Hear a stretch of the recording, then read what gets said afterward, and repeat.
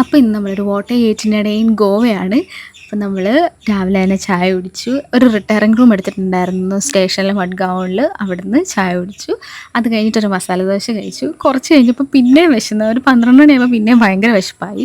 അപ്പോൾ അടുത്ത് തന്നെ ഒരു ആര്യാസ് ഉണ്ടായിരുന്നു, ഒരു മലയാളി ചേട്ടനായിരുന്നു അതിൻ്റെ ഓണർ. അവിടെ വന്നപ്പോൾ സ്പെഷ്യൽ കേരള ടീ ഒക്കെ ഉണ്ടാക്കി തന്നു, മസാല ടീ. അതൊക്കെ കഴിച്ചു. അത് കഴിച്ച് കഴിഞ്ഞിട്ട് വീണ്ടും ഉച്ചയ്ക്ക് നമ്മൾ ദോശ തന്നെയാണ് കഴിച്ചത്, പൊടി ദോശ. കാരണം ഇവിടുത്തെ ഇറച്ചിക്കറി അതോ മീനൊന്നും നമുക്ക് പിടിക്കൂല കേട്ടോ. റവയൊക്കെ ഇട്ടിട്ടുള്ള മീൻ അതൊന്നും അയ്യോ ചിന്തിക്കാൻ കൂടി വയ്യ. അത് കഴിഞ്ഞിട്ട് വീണ്ടും പൊടി ദോശയും ചായയും കഴിച്ചു. വൈകുന്നേരം ആയപ്പോൾ നമ്മളൊരു നൂഡിൽസ് കഴിച്ചു, മസാല നൂഡിൽസ് നല്ലതായിരുന്നു. ആദ്യം ഒരെണ്ണം വാങ്ങി ടെസ്റ്റ് ചെയ്തു, സൂപ്പറാന്ന് കണ്ട് നമ്മൾ ഒരെണ്ണം കൂടെ വാങ്ങി 2 രൂപ കഴിച്ചു.